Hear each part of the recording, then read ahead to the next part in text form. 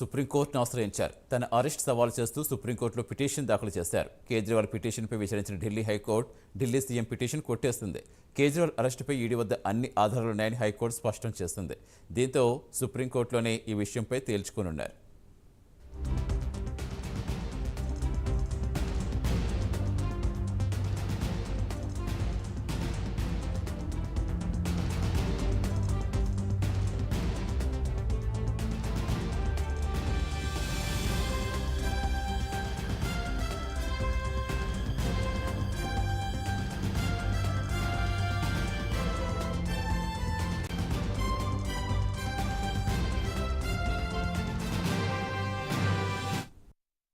మరోవైపు జైల్లో ఉన్న తనకు న్యాయ సలహాలు తీసుకునేందుకు సమయం పెంచాలంటూ స్పెషల్ కోర్టులో పిటిషన్ వేసిన కేజ్రీవాల్కు షాక్ తగిలింది.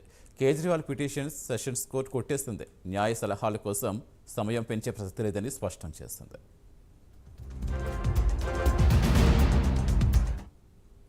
పూర్తి సమాచారం ఇచ్చేందుకు ఢిల్లీ నుంచి మా కరెస్పాండెంట్ రామకృష్ణ జరుగుతున్నారు. రామకృష్ణ, సో మొత్తానికి హైకోర్టు నిరాశ ఎదురైంది. సుప్రీంకోర్టులో ఏం జరిగే అవకాశం ఉండొచ్చు?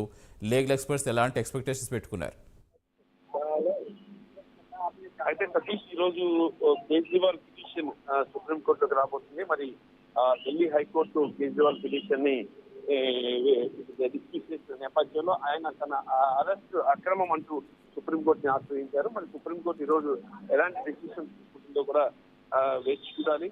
మరి మరోవైపు తనకు న్యాయ సలహాలు న్యాయవాదుల నుంచి న్యాయ సలహాలు తీసుకోవడానికి తనకు ఎక్కువ సమయం కేటాయించాలి అని చెప్పేసి కూడా మరో పిటిషన్ కూడా వేయడం జరిగింది. మరి ఇలా కేజ్రీవాల్ పిటిషన్ వేస్తున్నారు సుప్రీంకోర్టులోను హైకోర్టులోను. వాటన్నిటిని కూడా హైకోర్టులో పిటిషన్ ని టోటల్ గా డిస్మిస్ చేయడం జరిగింది.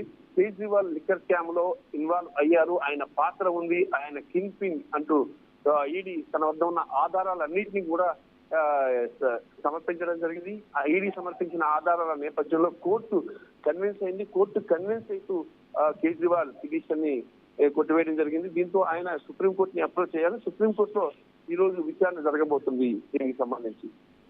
Right, thank you Ramakrishna.